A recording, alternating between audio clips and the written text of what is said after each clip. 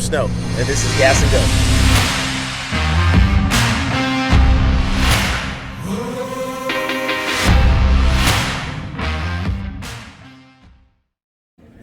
All right, welcome to another episode of Gas and Go with Snow. Today, this is something super special today. So, I'm here with Billy Johnson. Billy, first of all, hey, thanks for taking the time to do this, man. So, before we get into the car, tell me a little bit about your background and about racing and how did you get to this point?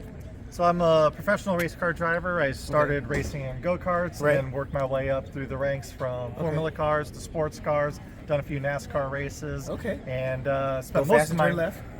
Turn left and right. So I did some of the road courses where you turn right and left as well as a one oval race.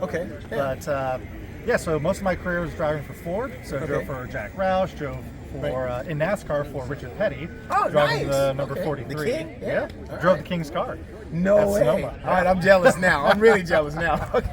But ended up driving for Ford and was one of the main development drivers on the Ford GT.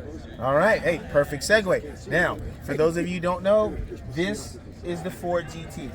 And now, one of the questions I asked you about, the livery, right? So this is, you said, a 1967 tribute. The 1966 Heritage Edition. So this is the paint scheme of the car that won Le Mans 1966. So the movie Ford versus Ferrari. This was the graphics package of that car. All right. So, let's go down the side of the car here. So now, tell me what you feel is like one of the most unique things about this car. What really makes this car special is there's a lot of exotic cars out there: McLarens, Ferraris, Lamborghinis, Porsches, you name it. And they're all great cars. They all have benefits and drawbacks, but they're all road cars. What makes this car really special is that it wasn't made as a road car and then, hey, we're going to go race it, which is what 99.9% of all cars are. The whole point of racing is to sell cars. So you make the straight car and then you go compete. Well, they say what wins on Sunday, sells on Monday. Exactly.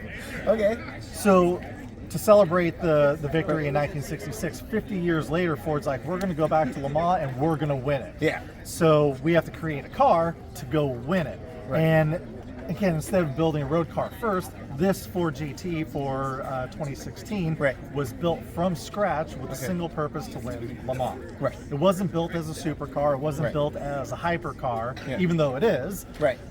It was built for one purpose, and that was to win that race.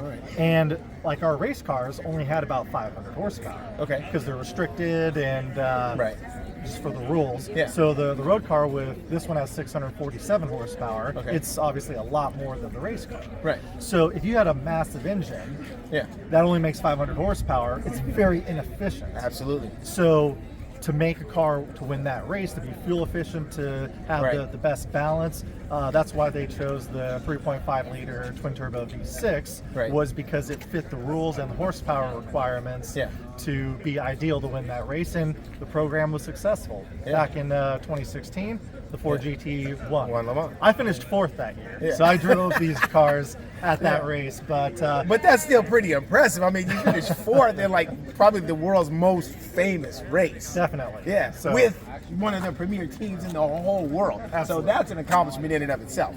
But now, let's look at this. I mean, I can't believe a 3.5 liter V6 did that against, you're talking about supercars, and they're V12s.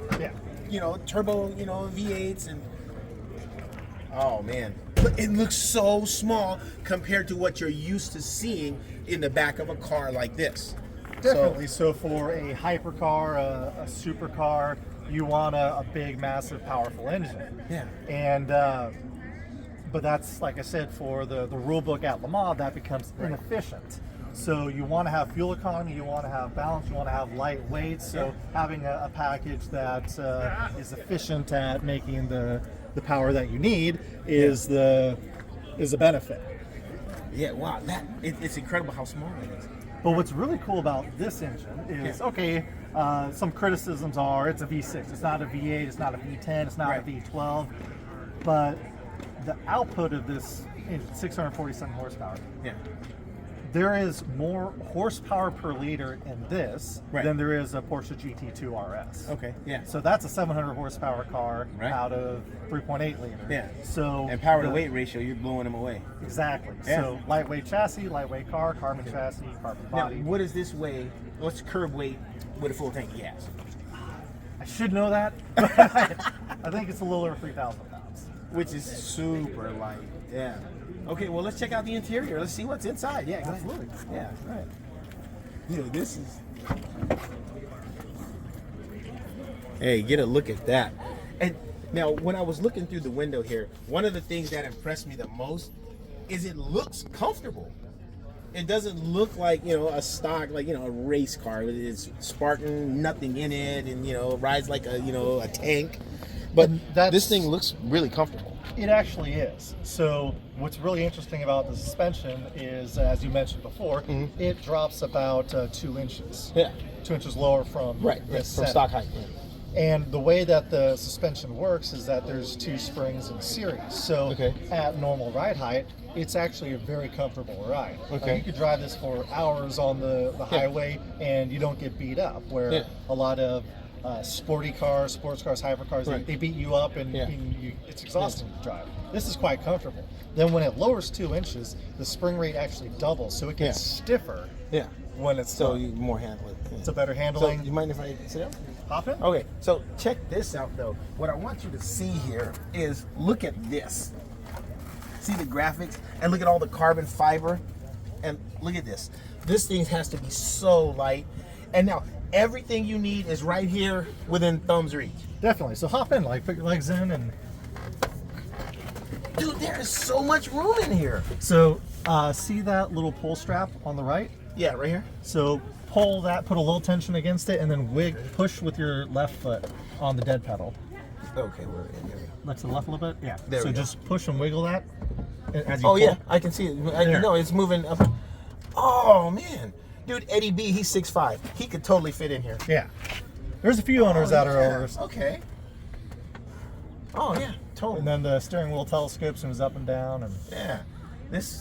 Now, I imagine you're wearing these paddle shifters out, huh? Definitely. Yeah. Now, do you actually take this to the track? Do you know, I mean, it's a really nice car. I don't know if I'd be brave enough to put it on the track, but you're a professional, so. I would, but during the development of these cars, I've driven tons of these, and I have thousands of track miles. So now, how often do you drive this? I try to go to as many car events as I can. The biggest thing is I try to get as many kids to hop in this. So whenever there's a kid looking at it, I was that little kid. Oh, and, totally. I'm like, hey, do you want to sit in it? And their eyes light up, and that just makes car kids for life. So absolutely. At the last Cars and Coffee, one of those defining moments. I think there was probably 30 or 40 kids that sat in this car at the last Cars and Coffee. All right, well, I'm going to tell you one quick story, and then we're going to get out of here. But we have a guy, his name is Dan Hostetter, and he's a premier car builder. And, you know, he's land speed records, 200 miles an hour, and he had an opportunity to sit in our land speed car, the Little Giant, and he didn't take it when he was 17 years old. Well, we put him in that car, what was it, 2 weeks ago? 2 weeks ago, and he's, you know, almost 80 years old, and he's like literally that right there, looking at that car was kind of a turning point. That made him a car guy, and he started building cars from there on. And that's what you're doing with these kids today. So first of all, hey, thanks. Hey, we'll see you guys next time on Gas and Go with Snow. But I got a ton more questions about this car.